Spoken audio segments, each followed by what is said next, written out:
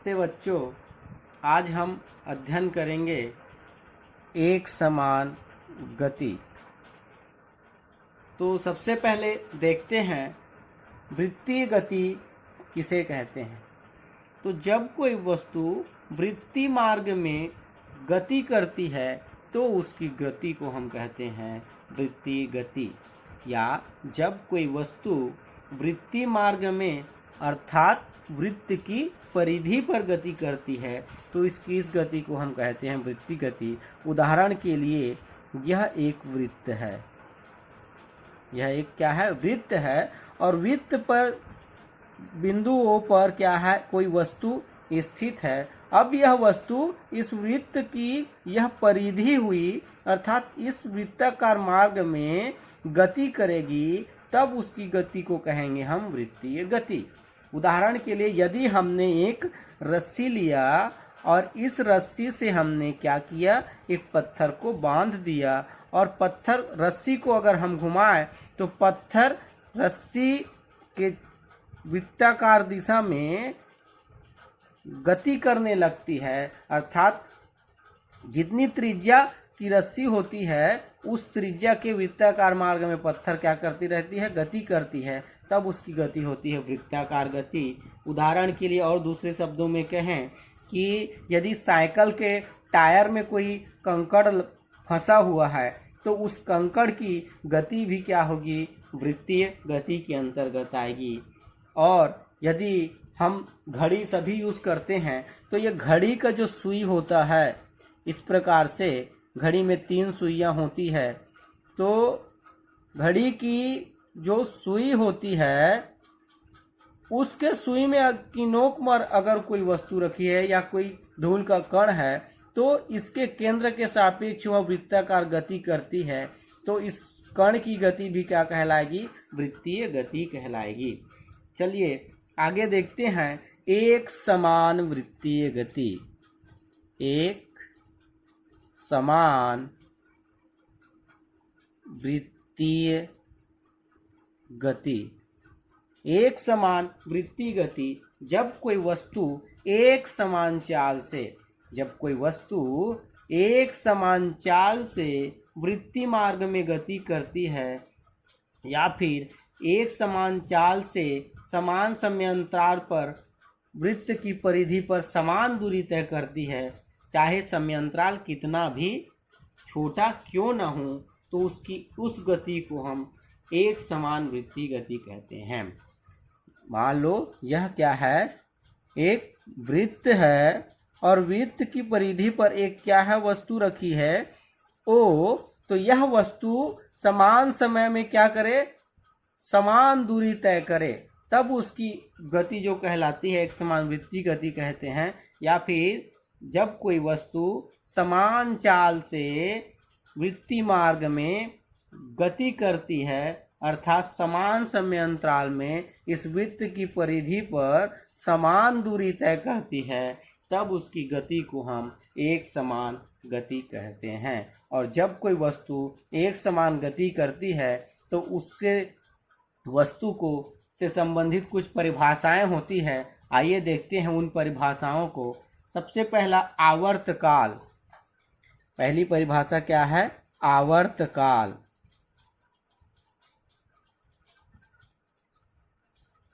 आवर्तकाल तो वृत्तीय गति करने वाली कोई वस्तु वृत्तीय मार्ग पर एक पूर्ण चक्र करने में जितना समय लगाता है उसे उसका आवर्तकाल कहते हैं।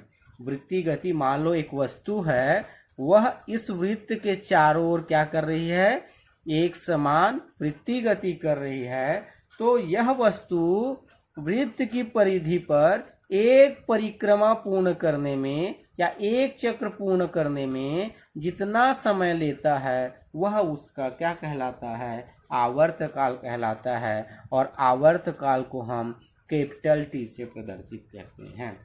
अर्थात वृत्तीय गति करने वाली कोई वस्तु वृत्तीय पथ पर एक पूर्ण चक्र पूरा करने में जितना समय लेती है या जितना समय लगाती है उसे उसका आवर्तकाल कहते हैं। और इसे हम कैपिटल टी से प्रदर्शित करते हैं। और इसका मात्रक क्या होता है? चूंकि आवर्तकाल है अर्थात समय को बता रहा है, इसलिए मात्रक होता है इसका एसआई पद्धति में मात्रक होता है सेकंड। कितना होता है? सेकंड होता है। विमीय सूत्र इसका होता है, विमीय सूत्र केवल क्या बताता है? समय को, इसलिए आवर्तकाल का विमीय सूत्र होता है m0। द्रव्यमान अनुपस्थित, लंबाई भी अनुपस्थित, केवल समय उपस्थित है, तो m0L0T। यह हो गया आवर्तकाल। अगला है आवृत्ति। आवृत्ति जो होता है आवर्तकाल का जस्ट विपरीत होता है। वृत्ति गति करने वाली वस्तु 1 सेकंड में जितना परिक्रमा पूर्ण करती है उसे उसके कहते हैं आवृत्ति। यदि कोई वस्तु वृत्ति गति कर रही है तो यह इस वृत्ताकार मार्ग पे यहाँ वस्तुएं है और यह वृत्ति गति कर रही है, तो 1 सेकंड में वह इस वृत्ताकार पथ के जितने चक्कर लगाती है, 1 सेकंड में जितनी चक्कर या जितना परिक्रमा पूर्ण करती है उसे उसकी आवृत्ति कहते हैं। और आवृत्ति को हम न्यू से प्रदर्शित करते हैं। आवृत्ति को किससे प्रदर्शित करते हैं? न्यू से। और आवृत्ति का मात्रक होता है हर्ट्ज। मात्रक एसआई पद्धति में मात्रक होता है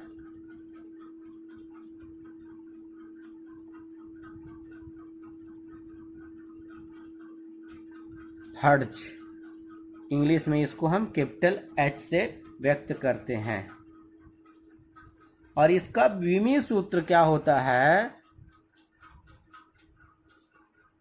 चूंकि यह आवर्तकाल का व्युत्क्रम होता है, इसलिए इसका विमीय सूत्र क्या होता है? आवर्तकाल के जस्ट उल्टा, अर्थात m0L0। आवर्तकाल का विमीय सूत्र t होता है, तो ये हो जाता है t का इनवर्स, अर्थात t का पावर -1। तो ये है आवृत्ति। आइए देखते हैं आवृत्ति और आवर्तकाल में क्या रिलेशन है। तो तीसरा, आवृत्ति एवं आवर्तकाल में संबंध।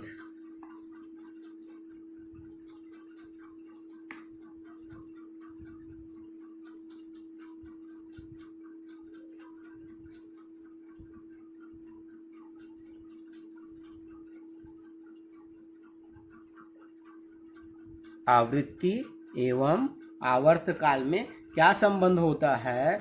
मान लो यदि किसी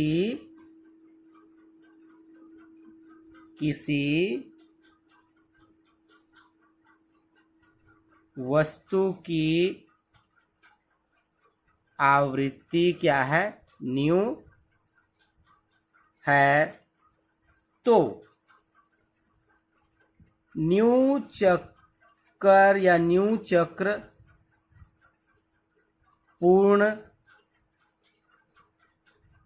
करने में लगा समय, कितना समय लगता है? 1 सेकंड। उसी तो कहते हैं ना, आवृत्ति 1 सेकंड में जितना चक्कर लगाता है उसको आवृत्ति कहते हैं। तो 1 सेकंड में कितना चक्कर लगा रहा है? न्यू चक्कर लगा रहा है। इसलिए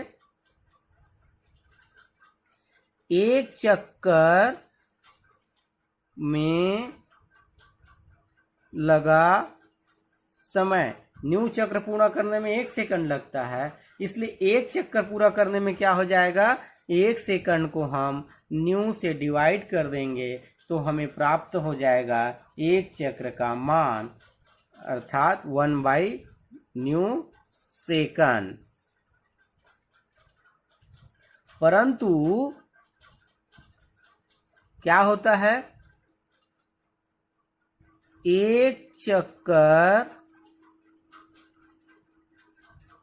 लगाने में लगा समय क्या होता है? आवर्तकाल। क्या होता है? आवर्तकाल T कहलाता है।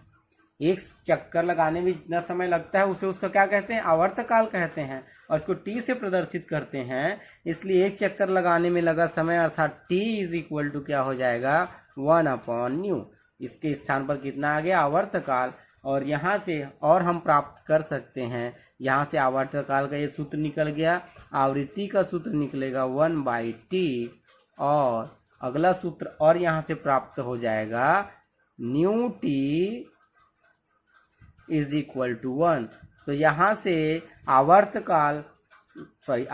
आवर्तकाल का विपरीत होता है, आवर्तकाल आवृत्ति का विपरीत होता है, और आवृत्ति और आवर्तकाल का गुणनफल 1 के बराबर होता है। नेक्स्ट है अपना कोणीय विस्थापन। क्या है अगला, कोणीय विस्थापन। कोणीय विस्थापन तो कोणीय विस्थापन किसे कहेंगे, वृत्तीय गति करने वाला कोई कण, वृत्तीय गति करने वाला कोई कण या कोई वस्तु, ये केंद्र ओ। तो वृत्तीय गति करने वाली कोई वस्तु दिए गए समय अंतराल में वृत्तीय मार्ग के केंद्र पर जितने कोण से घूम जाती है उसे उस वस्तु का कोणीय विस्थापन कहते हैं। कोई वस्तु इस ओ केंद्र वाले वृत्ताकार मार्ग पे गति कर रही है, तो दिए गए समय में, जितना समय हमको दिया गया है उतने समय में वह वृत्त के केंद्र की ओर या वृत्त के केंद्र, वृत्तीय मार्ग के केंद्र पर जितने कोण से घूम जाती है उसे उसका कहते हैं कोणीय विस्थापन। मान लो कोई वस्तु वृत्तीय मार्ग की परिधि बिंदु P0 पर है किसी समय, किस समय, माना t = 0 समय पर वस्तु P0 पर है, t1 समय पर वह बिंदु कहाँ, P1 पर, और t2 समय पर बिंदु P2 पर पहुंचता है। यह कहाँ पे था, t = 0 पर क्या है, P0 पर था। t1 समय पर वह मान लो P1 पर पहुंच जाता है, और t2 समय पर वह क्या है, मान लो P2 पर पहुंच जाता है। तो मान लो कोण POP1 कितना एंगल बनाया, θ1 एंगल पर बनाया, और P1 से P2 तक पहुंचने में वह कितना एंगल बनाया, θ2 एंगल बनाया। तो दिए गए समय अर्थात t1 और t2 के बीच जितना कोण घूमेगा उसे हम कहेंगे कोणीय विस्थापन। मान लो ये क्या है, डेल थीटा है, क्या है, डेल थीटा के बराबर है।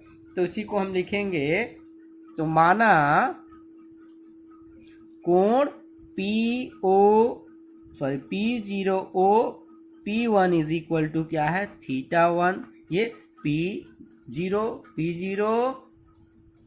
और P1 = θ1, और कोण P1O P2 = क्या है, θ2 है। तो समय अंतराल हमको दिया है कौन सा, θ2 - θ1, अर्थात ये समय अंतराल डेल t। तो समय क्या दिया है, सॉरी, t2 - t1 = क्या है, मान लो डेल t है। तो इस समय में वस्तु परिधि पर मान लो कितना दूरी तय करती है, डेल s दूरी तय करती है। किस पर? P1 से P2 तक जाने में, अर्थात T1 समय तक यहाँ और T2 समय पर। तो T2 माइनस T1 समय अर्थात डेल टी समय में, कितना डेल टी समय में, वह मान लो P1 से P2 तक गई और उसने कितना दूरी तय की? डेल s दूरी तय की। इसलिए इसका कोणीय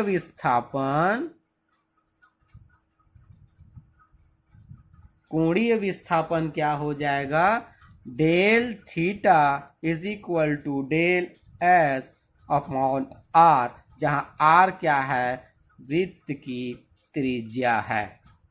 आर क्या है?